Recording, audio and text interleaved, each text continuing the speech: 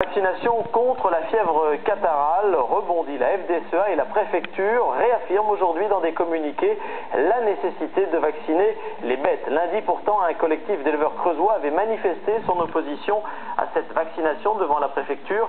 Plus de 300 éleveurs du département ont d'ailleurs signé une pétition contre cette pratique. Et parmi eux, un éleveur bio de Méhane, au nord du département, que Karl Constab et Nassuf Djelani ont rencontré.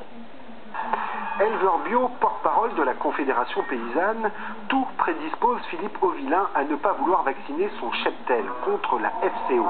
En août dernier, en pleine crise, quand quelques bêtes montrent des symptômes mais pas de signes cliniques, il fait le choix de ne pas vacciner. Il y en a encore qui vaccinaient, il faut le savoir. Donc vacciner préventivement, on peut le comprendre, mais vacciner en plein où la maladie est là, c'est une aberration à mon avis. Sans être un opposant acharné à la vaccination qu'il justifie dans certains cas et certains élevages, lui et d'autres misent surtout sur son modèle de production et donc sur la très bonne santé de ces bêtes qui visiblement encaissent mieux le virus. Une fois la fièvre passée, les bêtes sont immunisées naturellement sans vaccin. L'immunité naturelle, elle est reconnue, de toute façon, même pour la FCO d'ailleurs, l'AFSA a reconnu que l'immunité naturelle marchait et probablement était fiable à plus long terme, quoi. Donc nous, ce qu'on souhaiterait, c'est avoir des éléments ou avoir des protocoles qui nous permettent de renforcer cette immunité.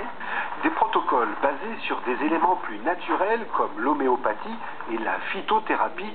Ils préparent d'ailleurs la contre-attaque. C'est du chlorure de magnésium qu'on va utiliser en cure une semaine par mois sur les animaux pour renforcer leur immunité.